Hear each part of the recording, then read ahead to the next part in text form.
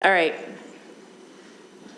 We are live, so we're going to go ahead and start. Is Julie online? We're good with Julie? Awesome. Okay. All right. We'd like to welcome everybody here. This is our Board of Education study session, Tuesday, May 16th, 2023. We're going to go ahead and start by introducing who's here. Clark. Clark Nelson. Karen Winder. Chris Wynn. Connie Burgess. Kim Chandler. Rich Nye. Todd Hopper. I should have started with Julie. Julie, do you want to introduce?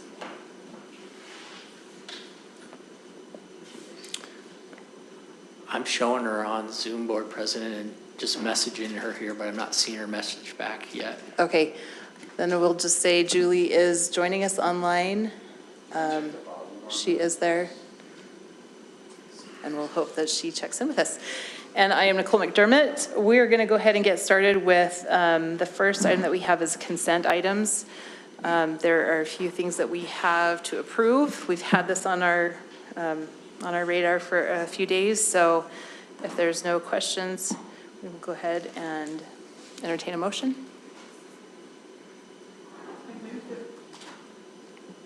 I move that we accept the consent agenda. I'll second. All right, we have a motion and a second to accept the consent agenda. Any further discussion or questions? Okay, all in favor, please say aye. Aye. Any opposed? All right, items pass. With that, I'm going to turn just a minute over to Leslie.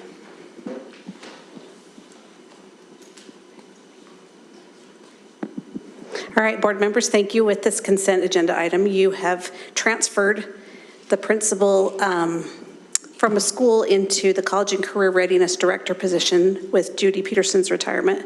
And the transfer will be Scott Bell from Westlake Junior High School will now be the new College and Career Readiness Director. And we're excited to have Scott on our team. Thanks. Thanks, Leslie. All right, okay. And then we're just going to move on to our study session item. We have just one item on the actual study session, which is the professional growth and evaluation. PG&E is what we know it by the process. And we're going to turn the time over to who's in charge. It's a team effort tonight. Everybody's pointing to you. Yeah, So I'm pushing the buttons. So all right, Rick, go for it. It looks like Julie, can you hear us okay?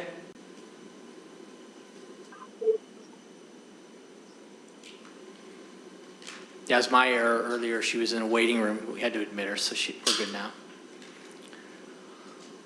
Board members, have a quick presentation for you tonight on a fairly complex subject in many ways. It just has a few different moving parts, and so we're going to try and do a good job of articulating the complexity of professional growth and evaluation.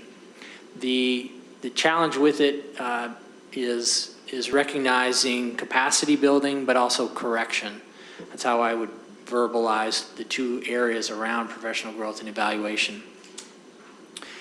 We've been making an effort to start with how these presentations tie back to the strategic plan.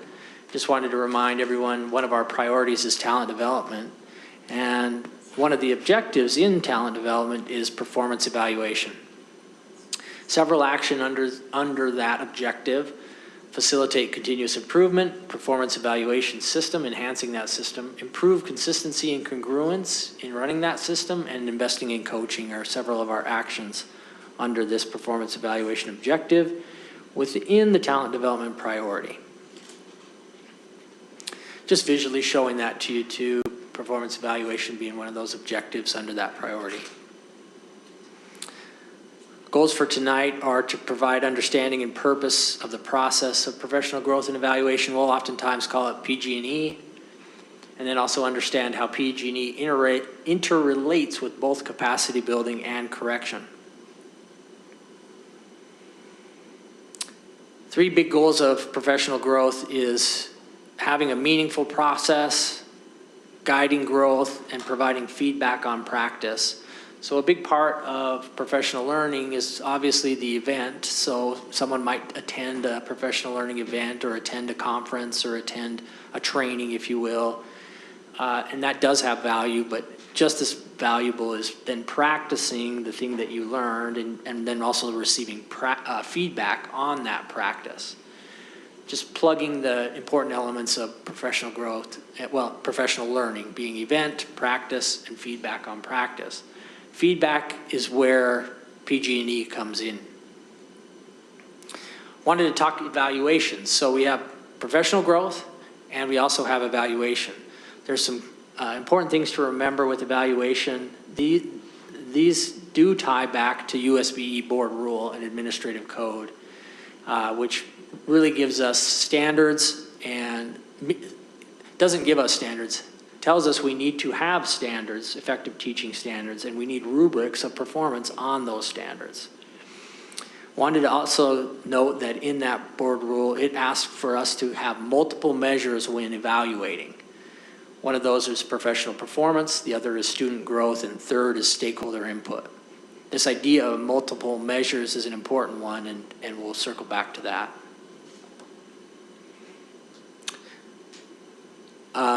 Just connecting in this slide how PG&E interrelates with continuous improvement. So it's this idea of have a plan, do that plan, study how that went, and then adjust. And it's the same thing that we do in our PG&E process. In the fall, educators set some goals based on standards of things that they'd like to accomplish, things they'd like to get better at, things they'd like to do. Midway through the year, they take a look at that and say how it's going. At the end of the year, they evaluate how it went.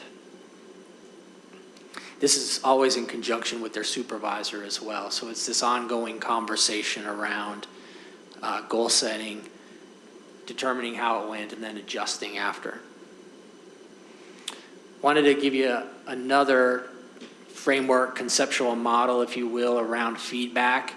This one ends up being important for us, and we refer back to it often in our efforts around capacity building and correction. And I'm going to attempt to explain how these tie together. Over on the right-hand side, in the orange side, you see what we want to call this is a continuum, right? And on the right side is a very reflective approach, reflective ideas. On the left side is very directive. So capacity building ends up being much more around that right side, that orange side, where most of it falls on the person who's learning. It does have a high cognitive demand for that person. It requires that person to gain some internal knowledge, and then also is kind of maybe a way of being and beliefs focused. In the center, you're starting to blend reflective with directive, and that we dub collaborative in its efforts. On the left, you have a directive side, the opposite side of a very far reflective. And in directive, that's a lot of being told. That's a lot of external information gain, instruction on what to do, and it's very much about behaviors. Make sure we're good with Zoom. Oh, yep, sorry. Go. I don't want to belabor this too much, but we wanted to be sure to speak to it because it's part of how we reconcile the complexity around professional growth and evaluation, how we reconcile the complexity of capacity building and correction. A lot of it is around feedback, and as the supervisor or as the coach, it's working with someone where they're at on whatever skill or whatever standard, identifying, are they able to come to some of these conclusions themselves through reflection? And if not, how do I move down the continuum towards direction?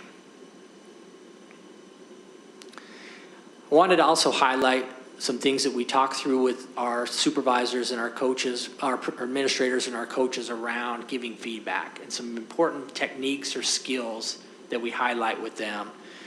Professional relationships of trust, listening, questioning, understanding, and accountability. Being really good at these things makes one really good at providing feedback, whether it's reflective or directive. The better you are at these, the smoother feedback giving goes. Wanted to give you another conceptual model we use in a lot of our professional learning around feedback, and that's talking around the skill-will quadrants.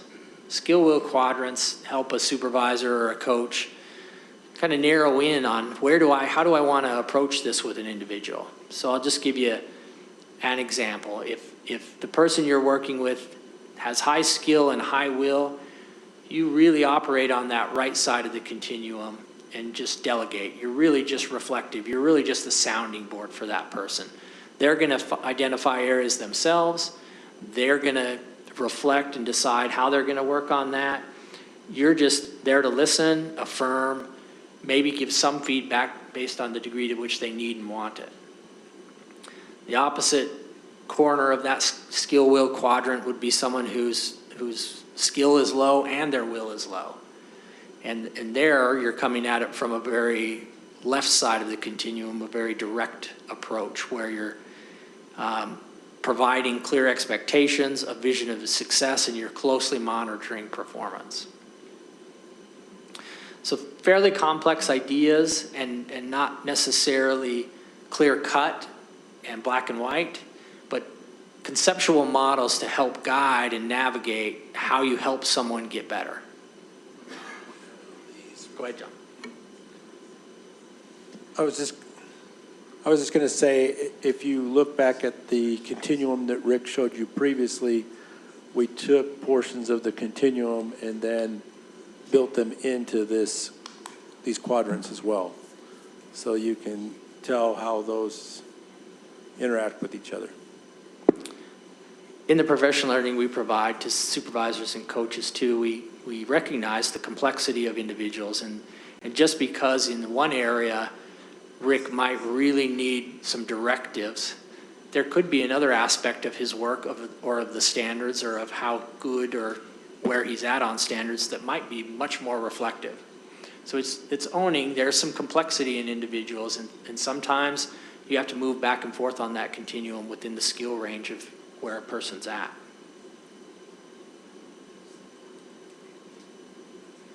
So I wanted to talk you through the cycle, our professional growth and evaluation cycle. This is true of administrators, teachers, is doing a self-assessment.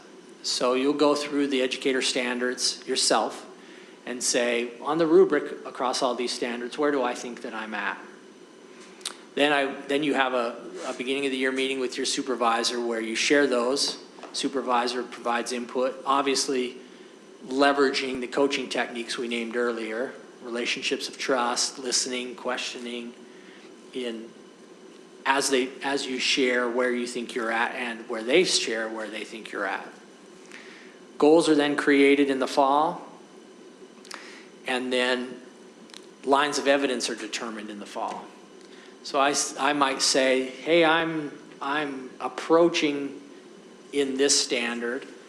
I'm going to set the goal to be better at this, and the evidence that I think will show that I'm working through that will be X, Y, and Z. Middle of the year is this interval of reflecting on how it's going. So not just putting it on the shelf and forgetting about it until spring, but having at least an interval, a formal interval, where I take a look at and say, okay, how's this going? At that time, I might determine I need additional support. I might pivot a little bit on my goal depending on how it's gone or hasn't gone. At that time, too, the supervisor provides some feedback on my reflection. When the supervisor provides feedback, we always emphasize with them, use multiple measures. So, for example, I might set a goal that I need to be better at my lesson design.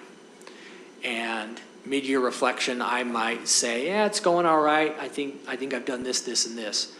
Feedback my supervisor gives me, hopefully, is more than just one little snippet of what they've seen. So we really try and emphasize, realistically, as much as possible, supervisors try and look at multiple things, not just one little snapshot or one piece.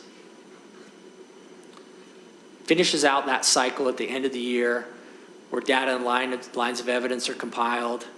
There's a end-of-year conference with supervisor, and then supervisor completes a evaluation summary. Wanted to highlight historically summative year and a formative year. So there's a little bit of a nuance in employment of provisional and career.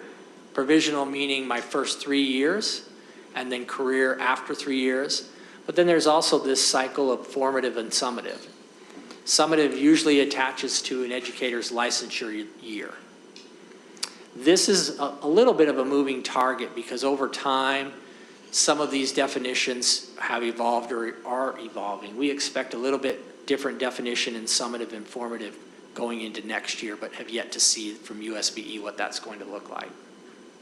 Just wanted to highlight within the cycle, there's kind of a meta cycle, if you will, that attaches to licensure. Just a point, one nuance there is that even though somebody is on, or not on, a career employee is not on their 5th year, if they're, and we'll talk about performance and discipline in just a minute, but that individual can still be disciplined and be placed on a summative year at any time. So it's not, don't get confused that there's only 1 out of every 5 years that someone can be placed on a summative evaluation and be disciplined for that. That can happen at any time. That's a great transition into corrective. Okay. And I'll just guide the slides if that's okay for you, Doug. Yeah, but jump in because we've been working a lot together, really to try and provide a context for corrective discipline. I know we went through corrective discipline a few months ago in this room in a study session. However, I think what we've tried to do since that time, Rick and John and I and many others have been talking about how corrective discipline fits within our growth and evaluation process. So corrective discipline, if you were to put it on that continuum, is way to the far left, right? When after you've directed and provided directives to an employee and they're just not working, then there is a point when corrective discipline is appropriate. Corrective discipline comes directly out of the Utah State Code, 53G11, 501, through about 515. And those, from our previous conversation, you'll remember that those statutes essentially discuss what the due process is of an employee. So every employee has a due process right to their employment. It can't be taken away without the due process of law. They have essentially what's considered a property interest in their employment. And due process rights attach to that property interest. And so when we do hire somebody and we have a contract with somebody or a career employee for the district, we need to have a process, and that process to some degree is laid out in statute, although it's not great. And so what we've done is we've tried to create an understandable, usable process for corrective discipline so that we can protect the due process rights of an individual, but also allow those who are not quite living up to their standards to perhaps find a new career.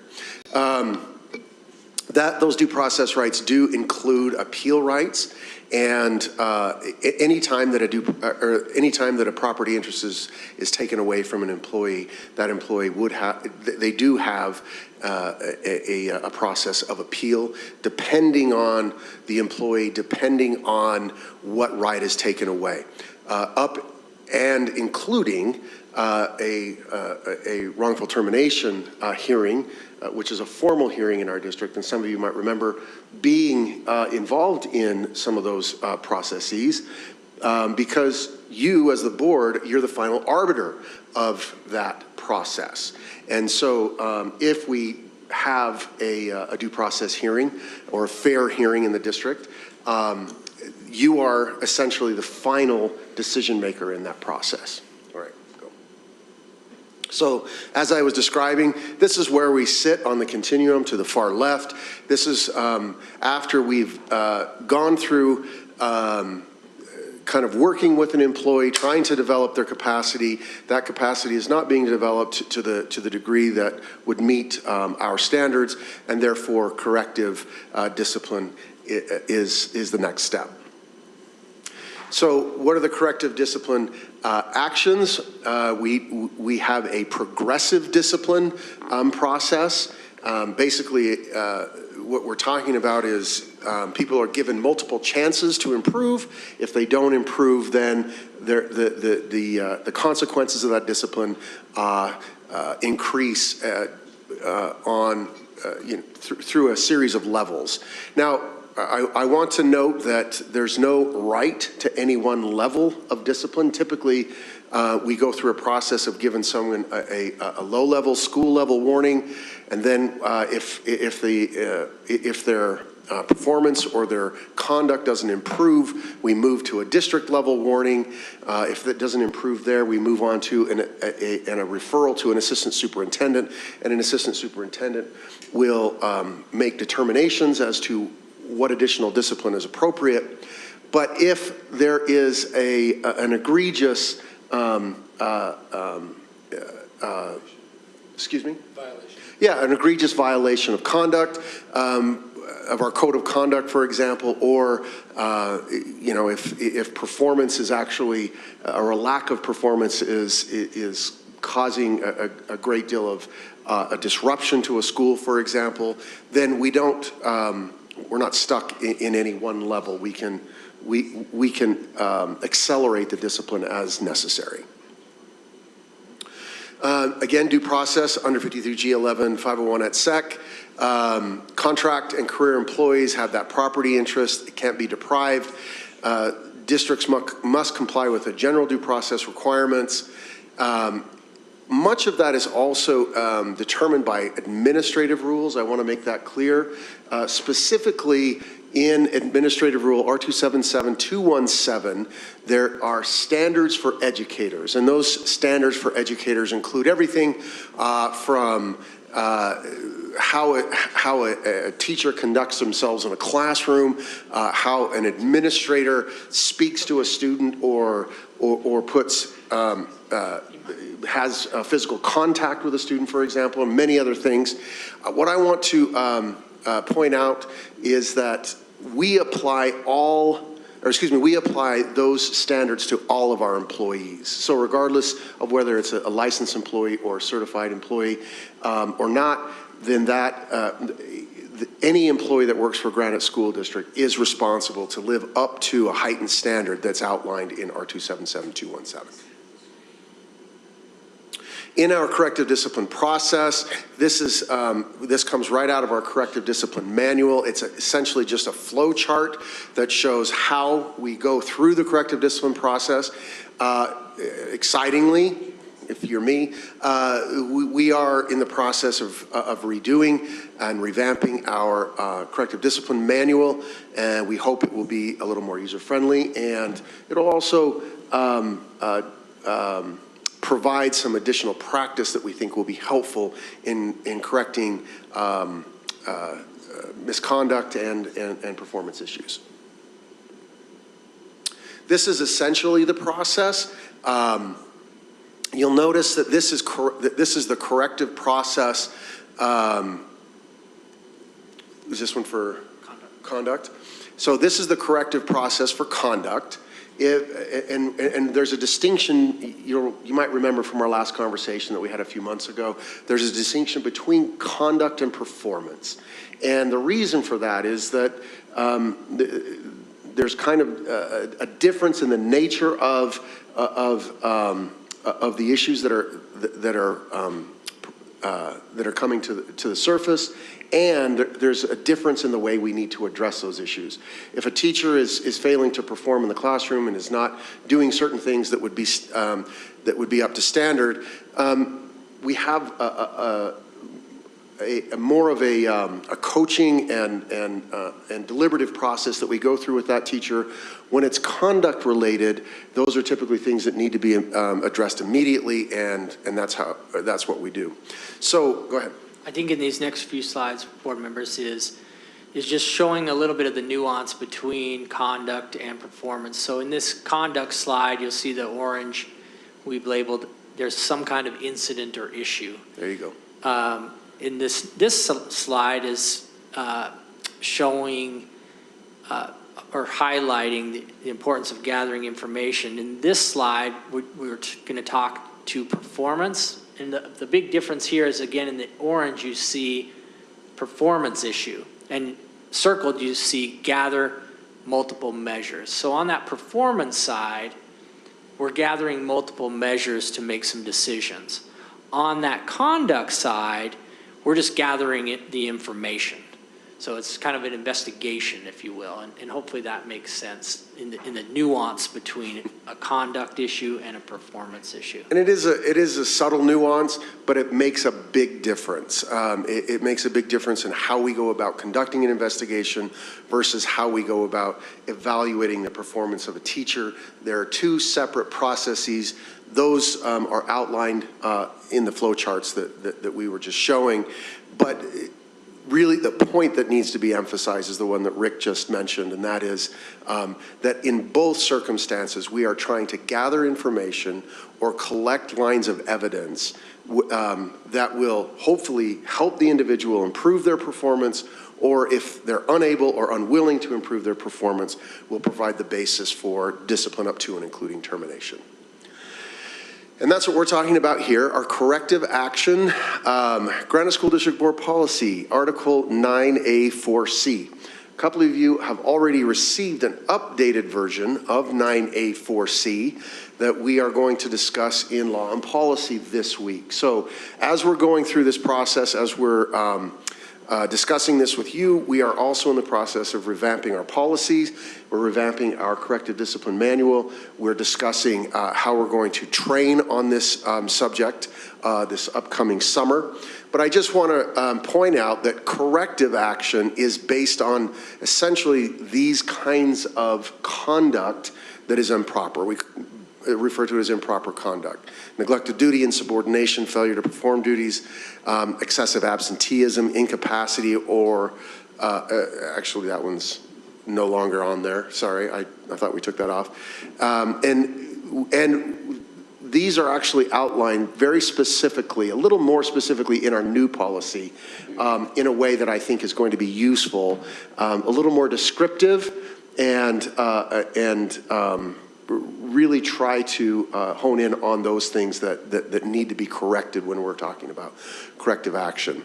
I will make the distinction that provisional teachers, Rick mentioned that earlier, provisional teachers in their first 3 years, while they can be corrected for improper conduct, they have no expectation in a renewed contract for the following year, and they can be renewed during those 3 provisional years. However, we still do corrective action with those individuals.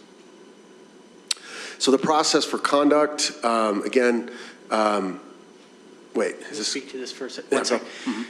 I popped on this and you saw this, but I did just want to take a second to show you a process. So here's an example of a process a supervisor, let's say a principal, would follow if there was a conduct concern and they were at a district level warning, our second level of warning.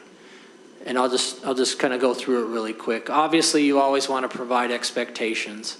Let's say that there's an incident that happens. That individual would then gather the information. They'd contact their supervisor, L&I director. They'd share awareness with the person who there's a concern with. And then they would ask that person for an explanation in writing as to what it was. So let's say Rick's always late to work. And I would gather my information around, is he always late to work? I'd let my supervisor know what I'm doing, consult with them. I'd go to Rick and say, hey, I have a concern that you're always late to work. And they would respond, and we might have some dialogue with that. But I would follow up with, I need your side in writing, Rick, about always being late to work. I'd carefully consider what I talked to them about, what brought it to my attention, and the information they provided me. From there, you see the white line there, I would talk with my L&I director again, saying, okay, here's where I'm thinking I need to go around Rick always being late. From there, I'd make a decision with some consultation with my supervisor around, do I need to investigate further? Is there not really enough evidence with him being late? Do I just need to give him a reminder or some informal correction, or do I need to issue discipline? If I decide on issuing discipline, then I attend, and this is again for a second warning, if you will, a district level warning. I would attend ASK, and what ASK is, I can't describe the acronym because it doesn't quite align. It was made to a quick, easy version. The K is committee. But what that is it's a committee of individuals to consult with. So it's this extra layer of am I making the right decision around this discipline I'm going to issue? It's supposed to be administrative support committee. Administrative support committee. The committee. K doesn't really add up. Right. And I chair that committee, and we meet weekly. And any principals that are going through the discipline process with an employee will come to that meeting. At this point, they'll be meeting with the leadership directors, the SLIDs. However, we're actually rethinking right now in our process of making some tweaks. We're rethinking how we're going to constitute that committee. But just so you know, a principal has the opportunity to come explain kind of where they are with this individual, what they've done to try to help remediate that individual's conduct, why that hasn't occurred, and then those individuals are able to help a principal determine what the next steps might be. What if it's the principal that's being helped? Yep. We're disciplined. Is that a good word? So is it the SLID in there doing the same process with their principal as a principal would with their employee? So you're No. asking, what if it is a principal that's being And the looked at answer is for yes. corrective? Yeah. Yeah. Does that make sense? So it would be the SLID because that's their supervisor. That's right. The SLID would be speaking to where the principal, to the committee, updating them on where this principal is with the disciplinary plan. That's right. Am I right? Yeah, that's Correct. correct. I just wanted to clarify that it's not always principals with teachers, but we have SLIDs. They're also Yeah. going through that with Is it, some principals. is And it let me- SLIDs for the principals? Like, does it change depending on the level of where it is? It does. So let me just kind of describe. It's anybody's supervisor, right? So anyone's supervisor would bring that individual to ASK, and those individuals who are sitting on ASK, whether it be other SLIDs or now we're going to change it up a little bit and make some adjustments to our committee, but let's just say, for example, it's a custodian. Actually, a custodian doesn't go to ASK; they go to a different committee called CAST. But the idea is still the same. But Same principle. all the same principles apply. The supervisor will bring that employee to that committee in order to get additional help in making decisions about the next steps in discipline, right? And we have specialists in the room. So for example, if it's a special ed issue, we'll bring one of the special ed specialists into the room. If it's an issue that might implicate, for example, someone's disability and we need some ADA assistance, we'll ask Berkeley King to come in and sit in that committee meeting with us as well to provide that expertise. And once again, all we're really trying to do is gather a group of people around the supervisor so the supervisor can reflect on the decisions that they'd like to make in order as they go through this discipline process and make it the most effective that they can. Number one, it's a due process protection for employees. And number two, it keeps us from making decisions that are arbitrary, and it protects the district by providing a layer of vetting that prevents us from being accused of, say, targeting a particular employee or not considering all the facts that have been provided, that sort of thing. Doug, I do think it's important to note, though, that the committee does not make the decision for the supervisor. Right. They provide information, they give guidance, but ultimately the supervisor is the one responsible to make the determination as to what is the appropriate steps to take. I think sometimes too, just reiterating what Doug was saying, it can be frustrating perhaps from a business standpoint, the level of steps and the level of checks and balances that we have in our process. But in our defense, we're governed by state law and board rule around how we're going to do these things. Yep. And I would also mention that this process, we've really kind of deconstructed this process. But if you look at it and you're actually in the process of doing it, these things are fairly intuitive in terms of how they follow one another. These are not things that take months or weeks or that sort of thing. We can move through this process very quickly, depending on how quickly we can gather information. So while it might look a little bit onerous, it really is a fairly intuitive step-by-step process that becomes almost second nature.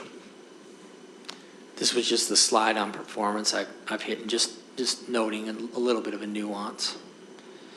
And we spoke to ask as well. Right. Oh, here we got ahead of ourselves in slides. Ask and cast, classified being cast, just that additional layer of protection, support administrators, ensure consistency, and then mitigate liability. Yep. The last piece really being that issuing corrective discipline. And again, we've just repeated our same slide of just those levels or those steps of the progression around discipline. Noting once again, depending on the severity, you're not forced into any one of those steps. If there's a very, very serious issue, that might jump straight to a referral to an assistant superintendent with possible termination. Right. Okay, so appeal rights also outlined in state code. There are a few different avenues, I guess, for appeals. I would actually say two. Essentially, there are two avenues for appeals. If the district has violated its process, if we violated a process that is outlined in the negotiated agreement, so we have a negotiated agreement with one of our employee groups, that's our teachers, and if we violate that agreement, then there's a grievance process that's set out in the agreement, a step-by-step grievance process that you can go through in order to grieve that violation. Otherwise, if a property interest is taken away from an employee, if they're disciplined up to and including suspension or termination, then they can request an informal or a formal hearing. And again, the board is the final arbiter and decision maker with assistance of a hearing officer. In our policies, the board has the option, and I think every single time we've gone to a wrongful termination hearing, the board has opted to assign a hearing officer. We obtain a hearing officer to conduct a fair hearing, go through that process, and make a recommendation to the board so that the board can make a fully informed decision about whether to uphold or overturn that termination. That's it. So that's the end of the road. I mean, that's the process, soup to nuts. I hope it was helpful to kind of see it in the context of our observation evaluation process, PG&E, and discipline just being one component of that larger process of really trying to help our teachers, our employees reflect and improve their own performance, as we all do.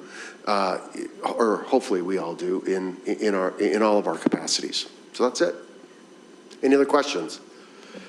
So I asked Don to come prepared to kind of speak a little bit more to your process. Do you mind sharing?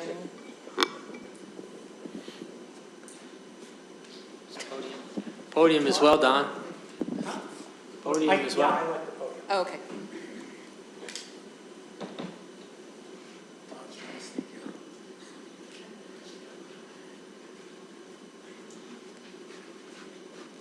So I'm pretty excited to say that for the most part, there's no substantive difference in our evaluation and our corrective discipline procedures. As Doug articulated, on corrective discipline, we follow the same parallel pathway.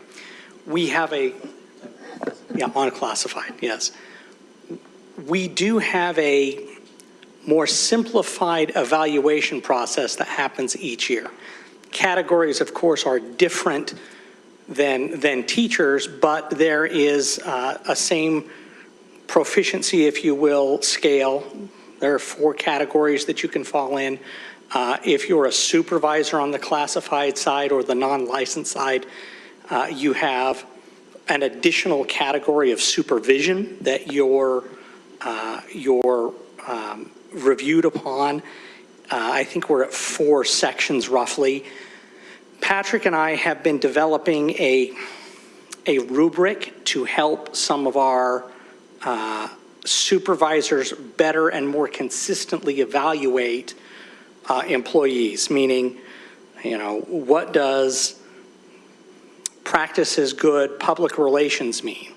And it gives them some categories to say, well, if they're doing these 3 things, they might be, they might need improvement, but if they're doing these things, yeah, they're meeting expectations, or if they're excellent, it looks over here. So we're trying to help provide some guidance so there's less of that arbitrary or capricious analysis that Doug points to. So we're trying to march as closely as we can in parallel with the licensed staff, understanding that we have so many different positions doing so many different things. But again, that process, if you're provisional, your first 3 years, you get every 6 months review. So twice a year. And then once you get past that provisional status, you're back on the annual schedule. And I'll just mention, so as you can tell, the overall framework is identical, the overall framework. There are some differences between how Don and his folks evaluate and discipline non-certified employees or classified employees versus how we do it, which is why we have 2 different committees, because we have experts on a committee for classified employees and we have an expert on for certified employees, if that makes sense. I know that got a little bit confusing, but that's the reason for it right there. And I would say the evaluation side is the side that has the most differences. The discipline side is super parallel. So while Don's up here, why don't you, if anybody has questions for him specifically about classifieds? I have a question for both of you.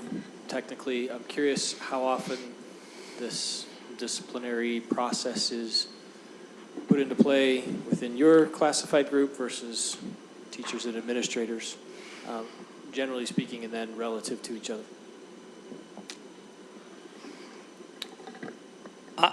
I would say that on the performance side, I probably see at the district level 5 or 6 performance side per year, those that are not achieving the way they should or performing. When it comes to matters of conduct, easily twice that, anywhere between 12 and 18, depending upon the year. Yeah, I didn't come with numbers. But yeah, I was going to say that. It's like I say, ask is a weekly meeting. John and I are either conducting investigations or working with employees, or we're helping our administrators do it on a pretty consistent basis. Now, in an organization, as large as we are, I think we actually do a remarkable job of with the resources that we have available. But it doesn't mean that we're sitting around twiddling our thumbs either. We're busy doing discipline on a daily, weekly, constant basis. I think that the missing link here is what's happening at the school level. So they're obviously dealing with school level disciplines, warnings, correctives.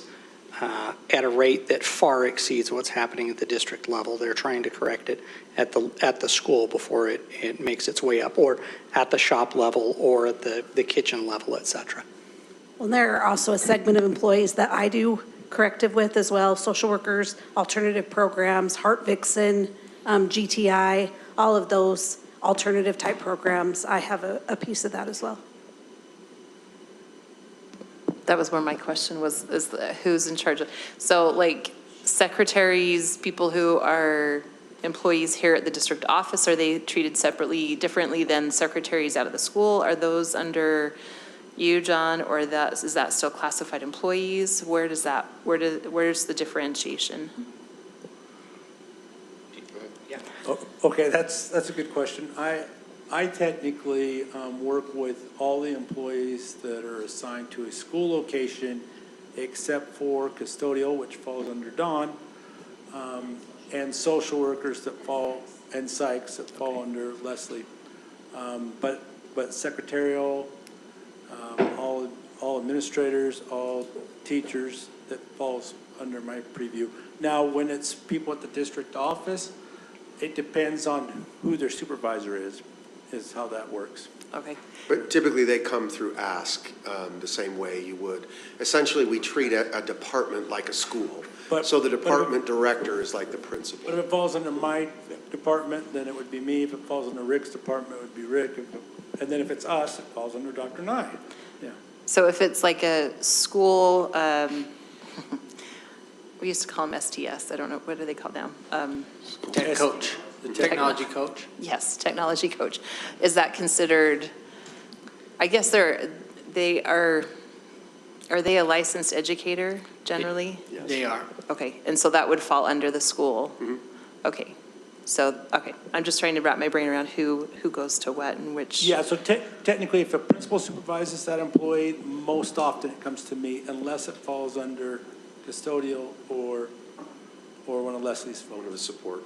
What about curriculum, like curriculum people, curriculum folks here at the district? Like a specialist that would perhaps report to Noel Converse. That would go through me being just that department up that line. Okay, so that is still licensed, but it's not under John, it's under Rick. Right. Got Yeah. it. We just need a map.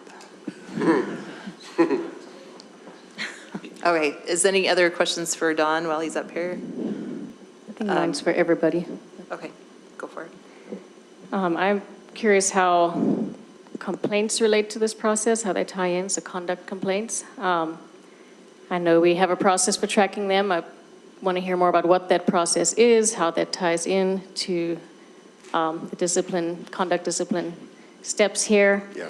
I know, we all know there was a bill that failed that sought to require that information was posted publicly. We obviously don't do that, but, so one, what is the process? Two, does the board have access to that information if we needed to see it? And there's a process that we go through, right, to see if someone is ultimately going to be disciplined for a complaint. How are we protecting students in the meantime? Those are my 3 questions. Those are excellent questions. I'll let John take the third one, but I'll take the first 2. So with respect to complaints, our policies in multiple places essentially indicate that we're going to investigate any complaint that comes to us. That becomes fairly onerous, as you can imagine, but that is what that's what we've committed to do, and that's what we do. There are several ways to make a complaint. We essentially assign administrators as the individuals who take complaints. We also have means for making complaints anonymously via the website itself, via the Safe UT app. Those are all things that come to us, at the district. Criminal conduct for which someone is arrested or charged, that is supposed to be self-reported. When it is not self-reported, that actually comes through a separate kind of avenue. It comes from what's called the Bureau of Criminal Investigations, BCI, where there might be a hit, or not might be, where there's a hit on someone's fingerprints. That comes through USBE back to the district. Someone can report a complaint directly to USBE. USBE also reports those back to the districts. So we have multiple avenues for making complaints. Those are essentially funneled to the right people, like we've just tried to describe. Those are investigated, and those are dealt with on a case-by-case basis. I think your second question was, remind me. Well, with regard to tracking and how the board, if the board has access to those. Yeah, thank you. So tracking that information, when we're talking about employee incidents or employee performance, essentially the tracking is done through human resources. It's done through personnel files. Low-level, department level, or school level warnings are actually kept and tracked at the school level. And that's for a reason. That's so that if we can contain the misconduct, or we can improve the behavior at that school level at the lowest possible level, then we don't want it to to go into someone's personnel file. But if it escalates to that point, then it goes into someone's personnel file and it is tracked through human resources that way. There are also circumstances where I conduct personnel investigations myself, because we believe that those things should be handled at a district level as opposed to a school level. I do those investigations, I track those investigations, and everything gets funneled for discipline to our assistant superintendents. So it's really a process of funneling these things into the avenues that we've identified for the appropriate action. And the tracking mechanisms themselves are either in human resources, they're with me, or they're with the assistant superintendent themselves as well. Does the board have access to those things? I mean, to the extent that you have access to information in the district, absolutely. For reasons that when there's a legitimate business reason for it, when there's a reason to share that information. So, for example, we sat down a few weeks ago and talked about our ongoing litigation or past litigation that's occurred in the district. Same kind of thing. We're happy to share that information with board members if that's something the board members would like to access. However, we wouldn't do it in an open board meeting. We would do it in a way that's discreet. We would do it in a way that protects privacy, and we're always extremely careful about protecting privacy of our employees. Can I jump in here? Because I think I know where Kim's going with this, or maybe I'm wrong. But I think one of the hardest things as board members is we take complaints and then we turn them over to the administration, and there's a level of trust that that's going to create a process that the behavior or the complaint is going to be addressed.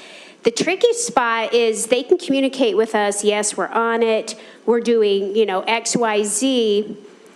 The problem, though, is whatever goes in those employee files, we can't know. And the reason we cannot know what is in those files is because we are the appeals board at the very end of the process. So if we know all the details of an employee in their file, and then all of a sudden we're the appeals board, we'd have to recuse ourselves because we know too much. So it's wisdom that we actually don't know what's in those personnel files, because, and I've sat through in my tenure 2 employee appeals. Now that is when we have access, the hearing officer report. Pretty thick, and then you go through, and that's when you get a glimpse into the personnel file, the questions that were asked, their answer, their supervisor's answer, the timing of all of that. And so we can, on those egregious things, we do get access to that sometimes, but it's at the end. So we have to find ways as board members to follow up. Yep. and make sure that complaint has been heard and addressed. And it's an ongoing process for improvement, but at the same time, administratively, we have to step away from the personnel file. And I would say, does that help? And the decision. Yeah, and I would say that the rule of thumb is that that we share information on a need-to-know basis. If there's not a need to know, if if Connie's interested in finding dirt on the lady who lives 2 doors down from her, that's not a need to know for Connie in her position, right? So there's no need to know. That's the rule of thumb. Now, if there is a need to know, or if we should be communicating back to you that the process has happened, that we have gone through the process, then we're happy to do that. Because I know that you get questions from the community about, where is this? Why is this teacher out on leave, et cetera, et cetera. Those are the kind of questions that you're getting. Sometimes we can kind of give you information, at least some talking points to allow you to answer those questions. But most of the time, as Karen said, this is a process that's intentionally kept confidential for the privacy of our employees, right? And to protect their due process. Yes, that's what I was going to say, to protect the due process, because sometimes when even schools want to know, like the colleagues want to know, why is this teacher out on leave? And we've got to give that employee a chance to go through the process to make sure it's fair before someone makes an assumption that might be incorrect. Does that make sense? And then as far as your third question, like how do we protect the students? It depends on what's been reported, but we look at each case, and depending on the circumstances, we may put someone out on administrative leave while Doug conducts the investigation, so that one, the investigation can be done without any interference, but two, if it's serious allegation, we don't want to put kids in harm's way. Right, exactly. So yeah, I appreciate those responses and additional information, because that's part of what I was getting at, is how do we know something's being done, right? Right. But the other piece is, if it is serious enough, what assurance does the community have that someone who's accused of something terrible is not putting other kids at risk in the meantime? Right. So, It's actually reflected in the law. So in the GRAMA statute, there's a 2002 case that went along with the change in the GRAMA law went along with the 2002 case out of Salt Lake County. It was Salt Lake County in the Salt Lake Tribune case. And essentially, the court indicated that the information that, because what we do is transparent, right? And so the question before the court was, how transparent should a discipline process be?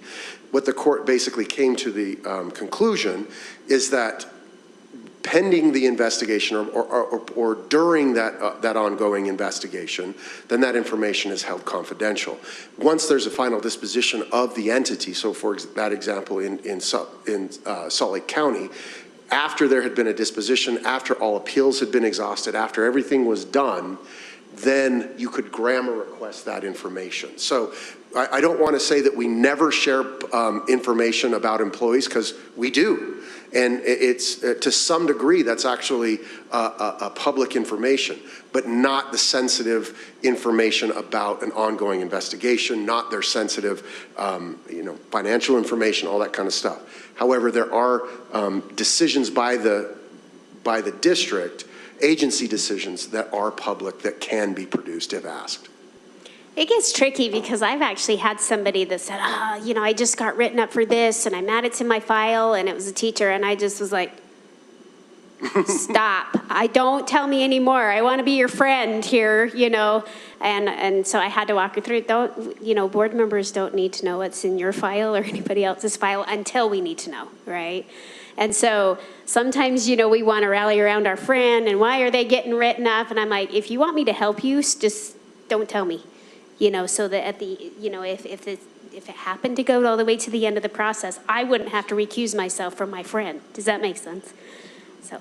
Well, aren't we vulnerable also as a board to, if we spoke something that's not right, are we vulnerable as a board to? If you were to know something and share. Yes. Yeah, I mean, and right in our policies, right in your obligations as board members, that is written in our policies, that you have access to confidential information, and you sign a confidentiality agreement with respect to that information. So yes, that would be a violation of that confidentiality agreement, and potentially a violation of other things. So Yeah. And Ben leaned over and asked me to touch on something, and that is, if an investigation implicates the safety of a student or the civil rights of a student, then there is information that we can provide regarding how we're going to keep our kids safe. So we won't go into detail with respect to discipline and those kinds of things, but we do allow parents to know that we're creating safety plans that will protect their kids, that we're moving kids from from a particular class to another class so they don't have to be around that particular teacher, et cetera, et cetera. There are things that we can do to maintain safety, and we do communicate that to parents. And I would just add, so I appreciate all the responses. They're very helpful. I guess the question about whether the board can access the information, we're protected in a sense by not having all the details, and that's great. And my question was not, though, so that we could have the information to share it. I think obviously the same confidentiality. Share with your backyard neighbor, yeah. Yeah. Rules would apply, but just so that we, have a assurance ourselves that we are comfortable things are being dealt with. And I think your answer satisfies that, is that if we really had a question, we could come to you and, Yeah. and ask what the status is. Yeah, and I would find that provide out, the so. information that I can. Right. Yeah, And absolutely. So thank you. I was gonna say, I've done that. There's an incident that happened, and I provided Rich the context, and I said, please follow up, and then I followed up with him. Please tell me something's been done. And you don't need to tell me what, but just tell, and he did provide that, so I think it's a fair question. Karen? Yeah, that is a fair question, thanks. Can I ask something a little related, but not on this exact topic? Are we ready? Can I do that? Sure, I mean, it's I had a related to couple this. questions, but. Okay, well, my only other comment is, years ago, before COVID, I went to lunch with Star, executive director of the GEA at the time. And one of her biggest complaints is, why do you hold my teachers accountable with this thick book, but not the administrators? And at first, I was just kind of like, really? And then I started to talk to Martin, and I realized it was true. And that it was we have had, we're working on this, and this is why I want to make this public statement. We have had this culture of leave my principals alone. Like, don't question what they're doing, I'm going to protect them. And so when some of these complaints come to board members, I saw that real quick. And I was like, you know what, I'm passing these concerns on, and it just seems like they go into a dark hole, to your point, Kim. Now, this is years ago. So I am very, very, very happy to say that right now, and I have tried to lead this charge for years, you can go talk to Martin Bates about that I have been, and even when Rich came on board almost 2 years ago, one of our first conversations was accountability at the administrative level, and how we can have our principals and our SLIDs, the principals' bosses, they needed to be trained on even how to go in and coach. None of our principals were written up for anything and anywhere, is what I was told. Now, I haven't peeked in their file because, once again, I don't do that. But it became very evident that we were not holding our school-level administrators and our district-level administrators accountable at the same level that we're holding our teachers. But I'm happy to see and hear and follow through on the fact that that is happening, and I could not be more excited. I'm really glad that this process encompasses all employees now, and that we are changing the culture that everybody deserves to be held accountable. And the word evaluation, I just want to be clear, the evaluation, it does not need to be punitive in nature. I think evaluations can actually be, these yearly check-ins, these self-evaluations, these, all of that can actually come to greater, better outcomes. But I just want to make the public statement that as a board, we are trying to really encompass administrator accountability as much as or more than teachers, because we've got the teacher thing down. And so that, when I was listening to this, I could almost picture myself sitting with Star as she was saying this. And I think Connie was nodding a little bit over there, because we've had many conversations on this as well. But I'm really happy to see that this process is working and that it's being used more and more, especially including our administrators, and even our top district staff. Go ahead, Connie. So I just have a question going along with that. How are we coaching and helping the principals and the supervisors become better at doing this and understanding what needs to be done so that they can make changes? So the coaching. Yeah, I'll speak for kind of the classified supervisor side. This is an effort that Patrick, Doug, and I have undertaken, again, to help give them some guidance. Often, classified persons are amazing at their trade, their vocation, or their specialty, but they haven't had a lot of management training.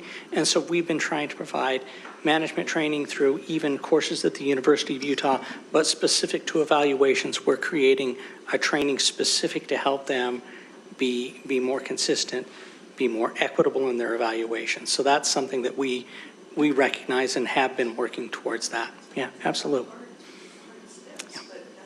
Yeah, so again, classified's working to those ends. We're doing so as well, Connie. In fact, part of our onboarding program has components in it that go through the entire PG&E process and our corrective discipline. And then we've been doing quite a bit of work through our principal professional development each month. And in fact, next year, all of it is slated towards this process, just to go more in depth and to help them with the coaching aspects of it as well. The examples we had shown earlier, Connie, with our quadrants around skill and will, our feedback continuum, et cetera, are just part of that training process where we're orienting people on how to approach these things.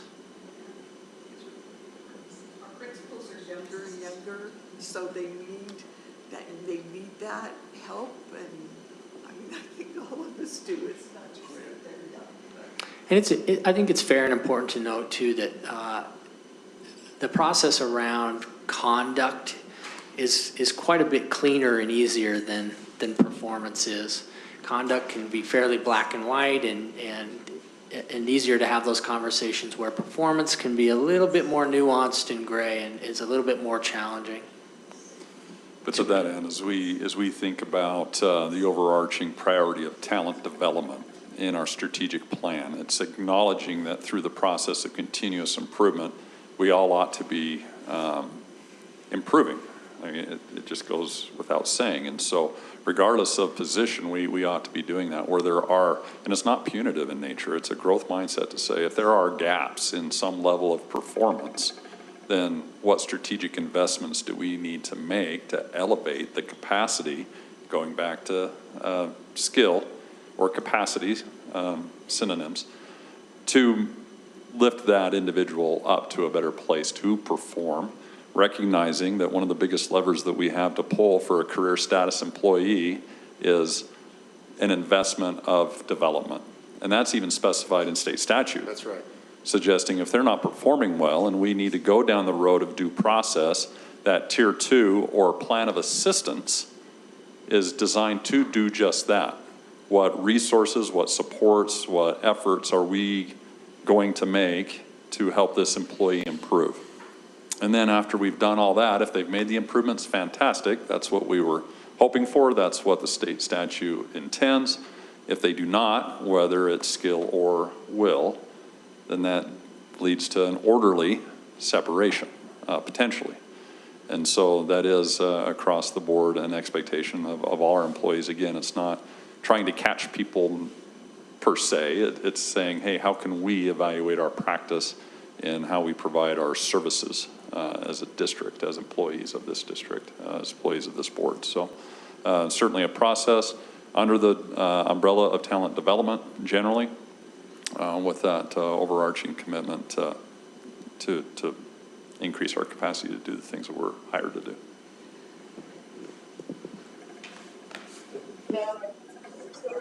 Go ahead, Julie.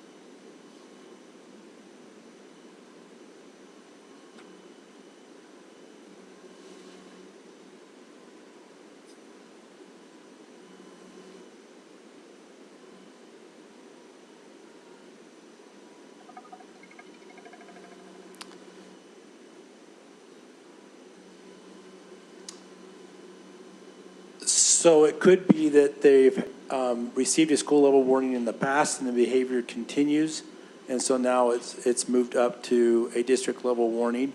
Or it could be that the incident is severe enough or significant enough that it might skip both those first two steps and go right to an assistant superintendent. For an example, I hate to use this as an example, but let's just say that a teacher lost their cool and smacked a kid and harmed the kid.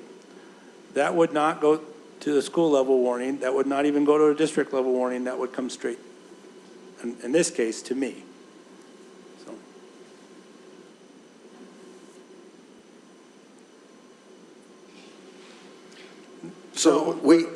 Go ahead. So what would happen typically is it gets reported to the administration calls their SLID, the SLID calls me, we consult, the person's put on an administrative leave. Doug Larson does the investigation, I get the report, then I meet with the individual, and then we make a determination as to what the consequence will be from there. Yeah.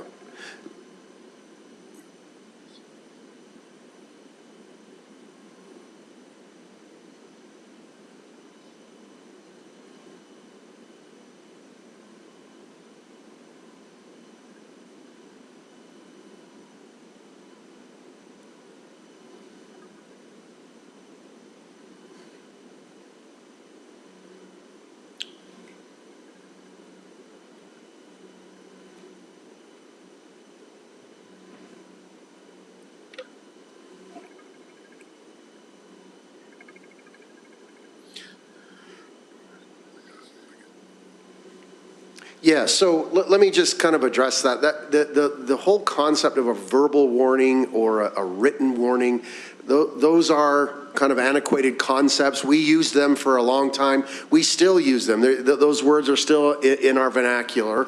However, they don't really mean that much because every warning is a written warning, meaning that we document every level that we provide discipline. So it just is essentially who has access to it, where it's stored, and the degree to which it will lead to further discipline up to and including termination. So let's just take your example, Julie. If that school level warning did resolve the issue and there were no further issues with that teacher, then that school level warning, even though it was a letter that was signed by the teacher, written and given to the teacher, would not go into that teacher's personnel file at the district. Therefore, that as long as that teacher continued to behave appropriately and not fall back into that behavior, then that warning would remain at the school level. If it happened again, then we would proceed then to a district level warning where that letter would then go into that teacher's personnel file. And so you can see that you ratchet up the consequence either based on the pattern or repeated nature of the conduct or the severity of the conduct. Well, and just for clarification's sake, you could receive multiple warnings at the school level before you get a district level warning. Sure. It depends on, I mean, there's just so many factors. The nature of it, the nature severity of it, the severity of it. Whether it was intentional or not intentional, there's all kinds of things that weigh in on a decision.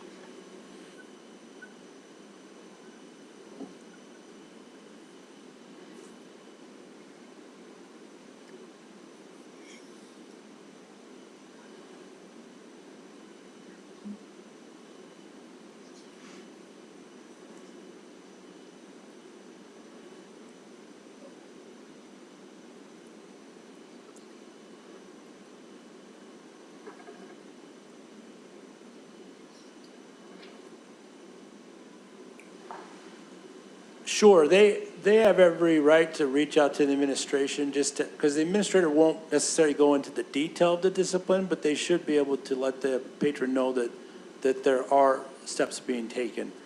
And so if it's still occurring, then it would be great for them to continue to let the administration know that there's an ongoing problem so that they can, because if not, then perhaps the administration's not aware that it's continuing and they wouldn't know that they needed to take further steps to address it. So they always have a right to check with the administration.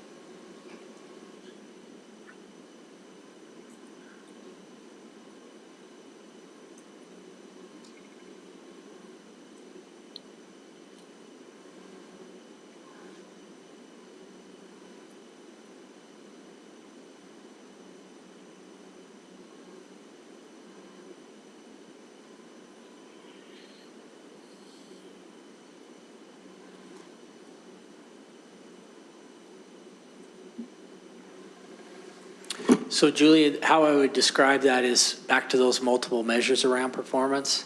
So one of those was student growth and stakeholder input.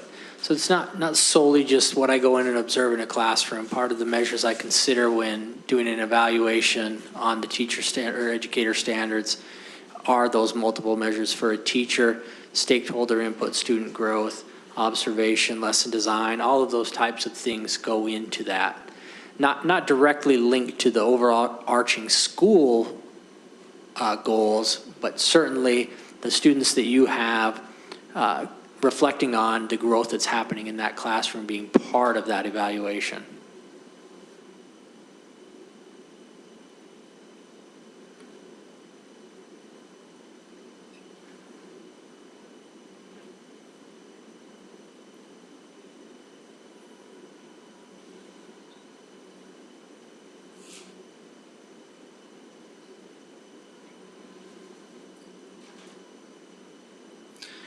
Well, by something happening, I think there's two tiers to that. On a teacher level, that would be one of multiple measures you would use in an evaluation. It wouldn't be solely just based on that. The next tier would be part of a principal's evaluation. One of those multiple measures for a principal is on the overall student growth at the school. So principal supervisors are also considering multiple measures when it comes to performance of a principal: stakeholder input, student growth, observation, that they're using to evaluate a principal.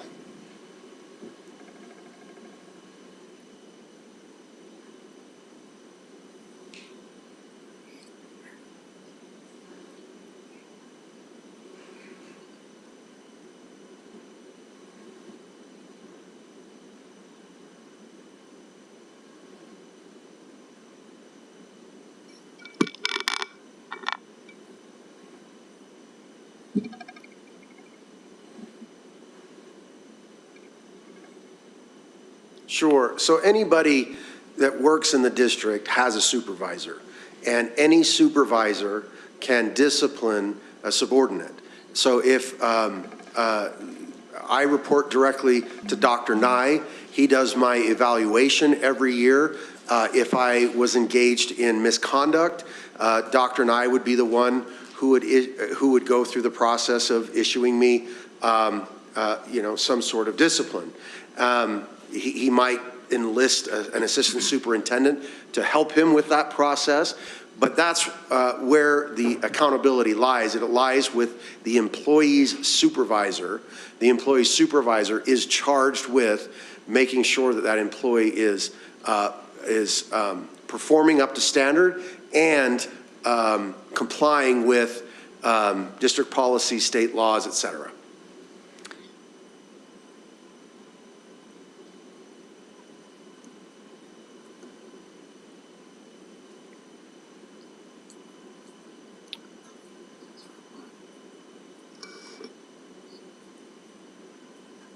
Julie, for the direct reports of the superintendent, they follow that same pathway. So for example, in the fall, I went through the leadership standards for myself and marked where I thought I was. I set goals and lines of evidence. Superintendent reviewed those at mid-year, and just finished in the last few days of reviewing end of year with me. So that is not different for, say, my role. On the conduct side, the corrective discipline would be the same. On the performance side, he would look at multiple measures to provide me feedback, and if I'm struggling enough, direct feedback or even corrective around performance. I can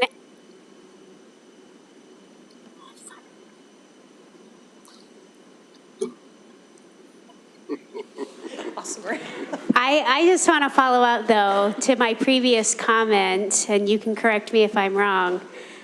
Their evaluations were not happening under the old administration. So just true to form, once again, that's one of the things I love about Dr. Nye is he's willing to jump in and have those conversations with any administrator, even if it's top-level district administrator.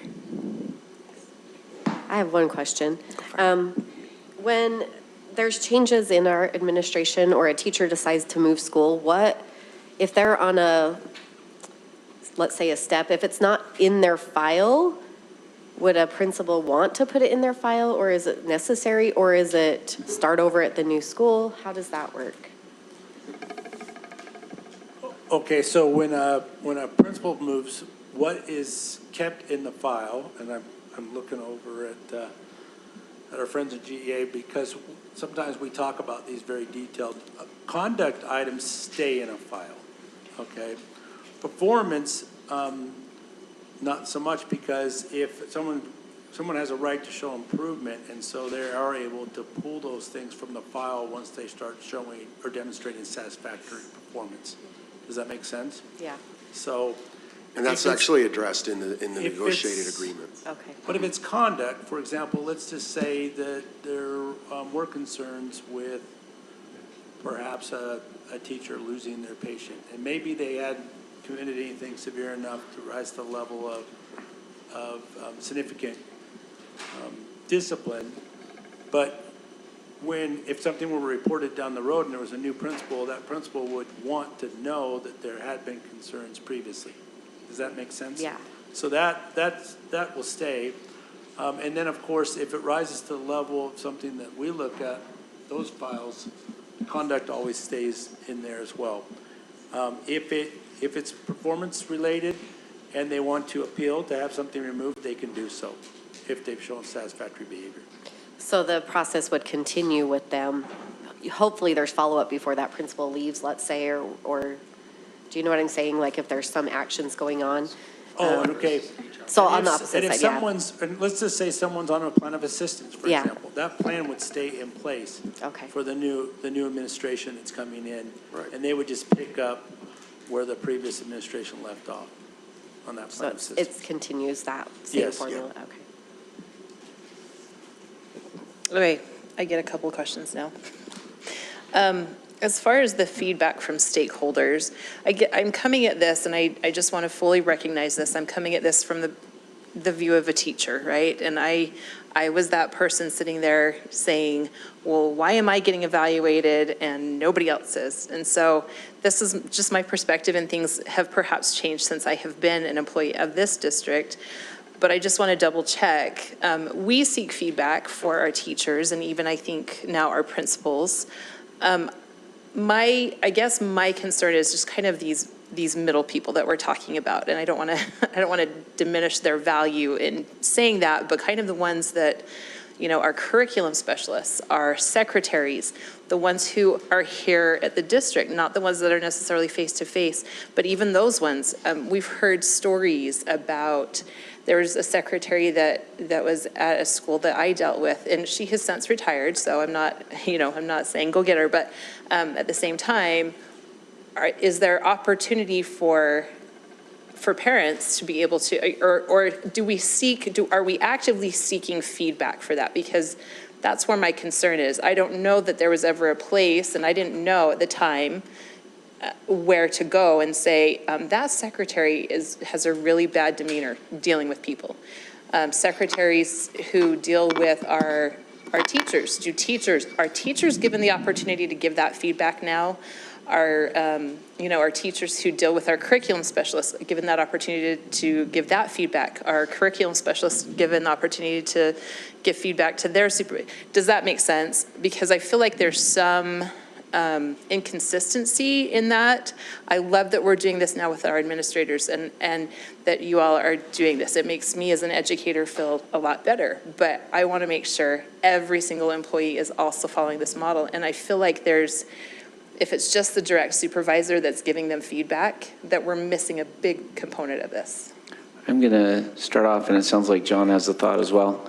Several years ago, we enacted a customer service initiative. This was probably over a decade ago, and we created posters within each of our school front offices that said, did you have a positive experience? Did we do something well? Is there something we can improve upon? There's a QR code. They could fill out a survey. We've modified some of those reporting tools, but we'll be rolling out. We've been working in conjunction again with GAEOP, our secretarial organization, to provide some of those tools and resources in conjunction with their leadership as well. They're very interested in enhancing the customer service of the employees who are part of their organization. So anybody could provide feedback along those terms and those lines. We did, as part of that process, we actually went and worked with HR and did some observations that were unique and specific to the customer service element, and provided opportunities for improvement and directives, and worked through some people through the corrective discipline process and gave their supervisor the tools necessary to be able to do that. Whereas before, sometimes those supervisors might have been a little overwhelmed, perhaps, and not been able to notice or recognize some of the needs that were there. So we're continuing to enhance that. We have a reporting tool on our main page of our website where anybody can address a customer service type issue related to any employee. I'd say the other element of that was something the board, we put a tool together, a school satisfaction survey, that helped us identify opportunities for customer service improvements with our administrators, our teachers, and our school level staff. And also at the district level, we've gotten our reports back on those opportunities that are going well and things that could be improved there as well. That survey we've actually are taken out for this summer to make some enhancements in line with the new strategic plan and identify some improvements to that tool to make it even more beneficial and get better response rates. We were not getting a tremendous amount of responses year to year. So the goal is to actually improve and give better opportunities to get a better line of analysis to help us know and understand where our needs are. But you're spot on. There's been some places and some issues where we've had some customer service issues, and those have needed to be addressed. Thank you, I appreciate that. Go ahead, John. Sorry. Oh, and I was just going to add that we've also created surveys where we seek feedback for each of our departments within the district as well, and provide that feedback to each of the supervisors so that they can sit down and have a meeting and reflect upon areas of both strengths and weaknesses. There's also other ways that people communicate their concerns. One is through the communications department, through the what's that online site that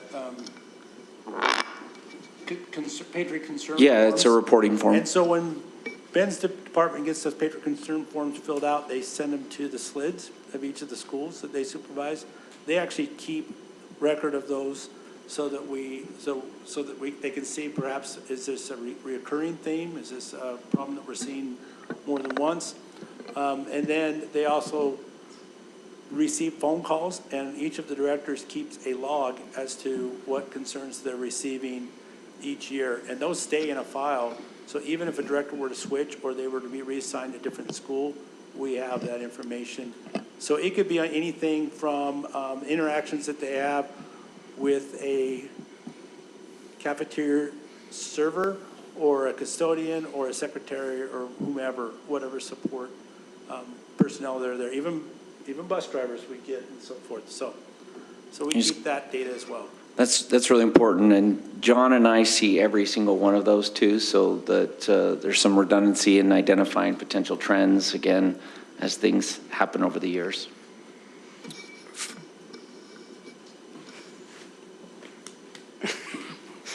From my side, we've adopted some great tools that were available from John's team. The principal effectiveness surveys have been handed out for different layers of our management team so we can understand what peers or employees are thinking, and we get that great data, and then we look at ways to enhance if they need some support, some training.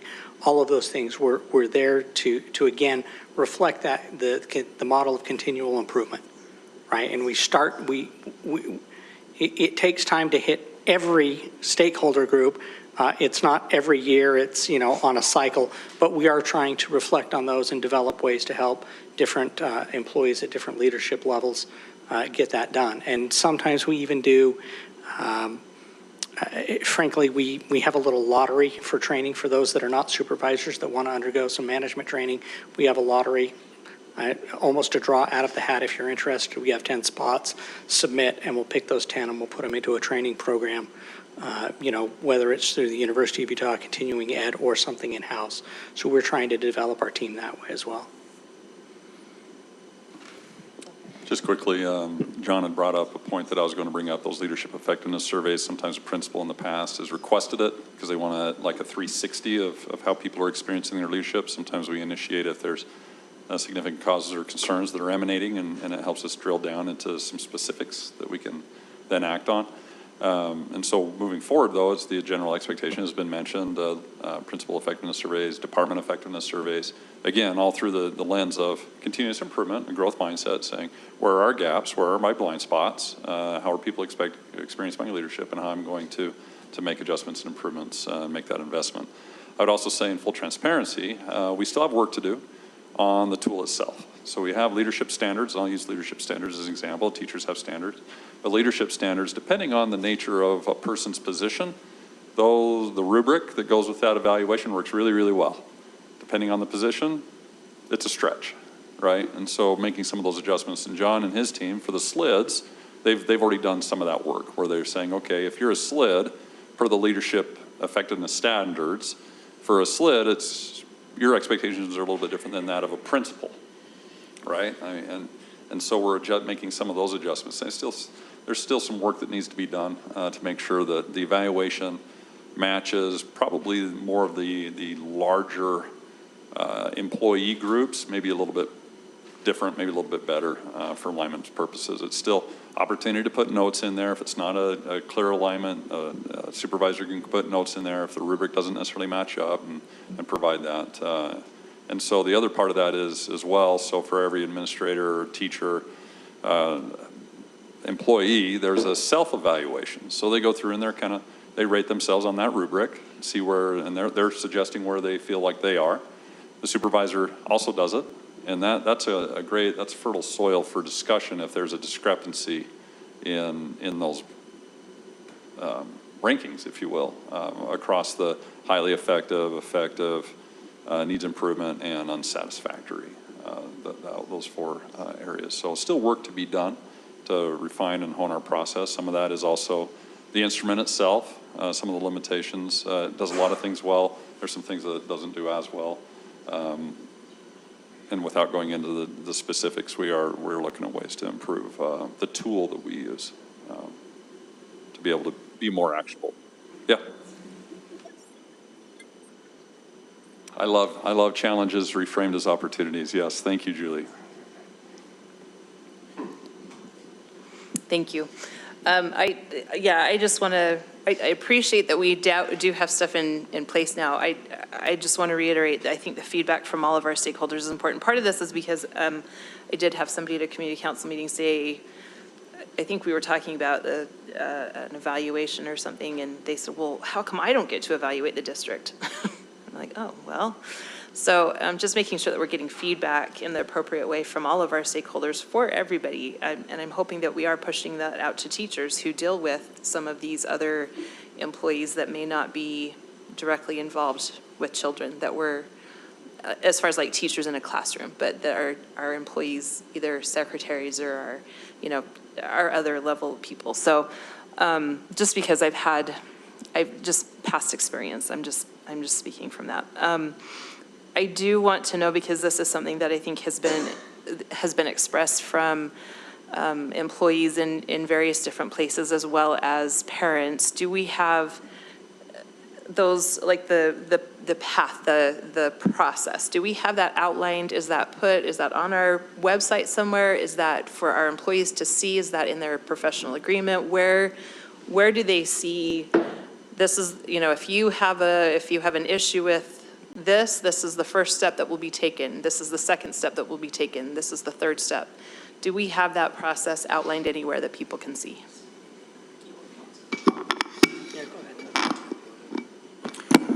Anywhere, yes. Everywhere, no. So we do have a corrective discipline manual and process. Do we have that up on our website and outlined? We don't. We ask principals to go through that with teachers. This could be an area for growth for us as well. Like Doug was saying, we're looking at making some revisions. Historically, that's been a 3-ring binder on people's shelves. We need to move that to more of a digital look as well. And that could create some opportunity to have it on websites, et cetera. The various groups have corrective discipline in the policy and board policy, which is on the website. So there are sections that refer to that. Doug's in the process of reviewing that with law and policy to streamline that. The different entities in their negotiated agreements also have some language, varies between each group, that addresses corrective discipline and et cetera. So each group has a little something in their own book. Okay. Go ahead, Julie.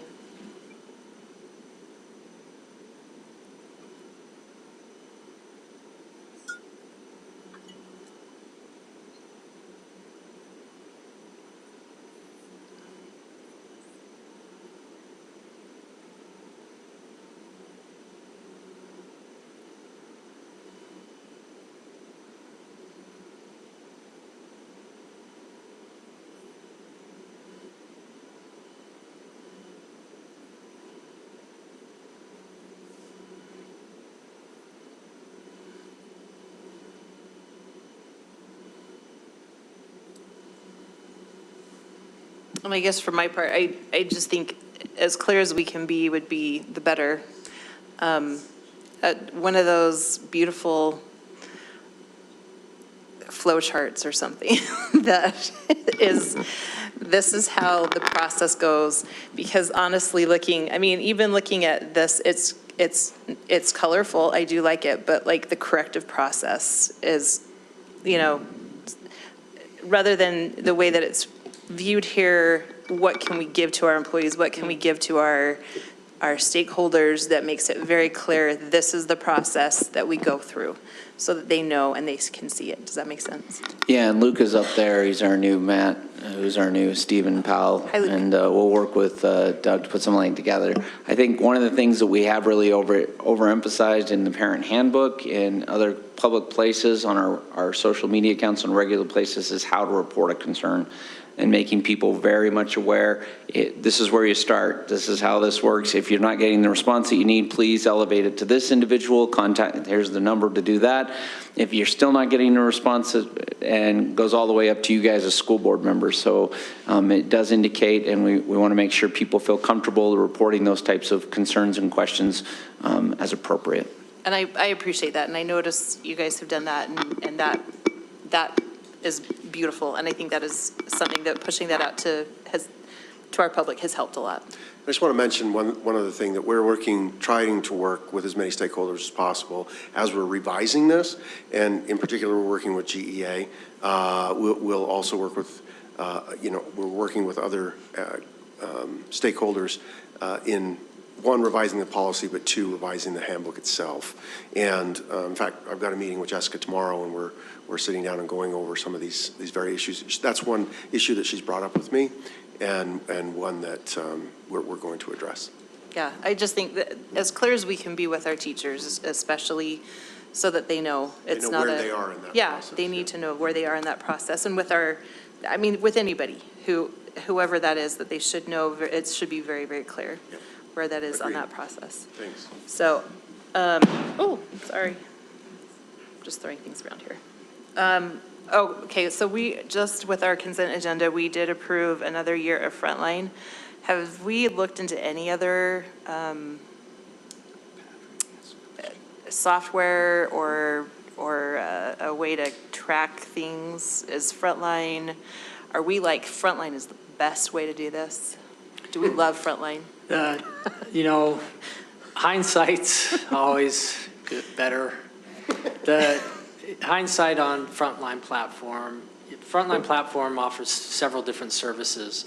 We use it for their PG&E process, having a digital cycle, and that is probably the weakest part of what Frontline brings to the table. We use it for our substitutes, and that's probably the strongest thing that Frontline brings to the table. We also use it for our hiring, posting, submission as well, which I'm going to say is the middle one of the three. So we would need to make a decision. In our defense around that, what you see oftentimes is in this ed tech world or business world around education and technologies, you see big fish eating up little fish. So our PG&E platform prior was True North Logic, which was a small Utah company that was acquired by another company that was acquired by another company.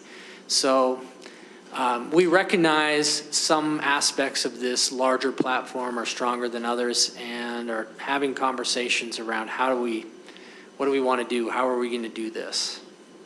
What it would take, it would be to discontinue that portion of Frontline and RFP for another platform to do the PG&E process. And we just haven't felt like it's to the level where we want to execute on that yet. Okay, that's fair. I just wonder if others have developed their own platform or if others use something different that might be more effective or that would be a better. Yeah, A little bit of both? I think you see a myriad across all the school districts throughout, and sometimes it's reflective of the size of school district, et cetera. Again, in hindsight, we acquired Frontline to solve a few different problems, and their strengths have not all been across all of those things. Sure. Okay. I just wondered, because it was on our consent agenda, so I thought I would ask. I just want to reiterate, though, especially the frustrating part for me is that when I hear somebody say, well, this employee was not very, whatever happened, it's really hard to do anything for you guys, I think, in your position, unless we have documentation. And so I think that it's really important, whether you're a parent, whether you're a teacher, I hope that nobody feels like they're going to be targeted because they report something, and they shouldn't be. But really, we need to have documentation because you can't do anything without that. So for the 3 people who are listening online, I don't know how many, hopefully there's more, but I just want to reiterate how important that is, that we need to, and especially as board members, that we encourage our stakeholders, the people who we interact with, that if you're frustrated, please document it, because we can't do a whole heck of a lot unless we have documentation on it. So, and how important that is. Any other further thoughts, questions, comments? Okay. All right. Thank you. Thank you so much for your help. Thank you. Our pleasure, thanks. Thanks. We have need of an executive session for the purpose of collective bargaining. So I will entertain a motion. I move we go into executive session for the purpose of collective bargaining. Second. Okay, we have a motion and a second to move to executive session for the purpose of collective bargaining. This is a roll call vote. Please state your name as you do so. Connie? Connie Burgess, yes? Kim Chandler, yes. Chris Wynn, yes. Karen Winder, yes. Clark Nelson, yes. Julie? And Nicole McDermott, yes. All right, let's take a 5.5-minute recess. Could I, a point of question, could we recognize one of our legislators who joined us for our meeting tonight? And I need to apologize, yes, Judy Weeks Roner has been here, and I so apologize that I didn't recognize you at the beginning of the meeting. You've been behind me, so out of sight, out of mind, right? But thank you for being here. We appreciate all you do.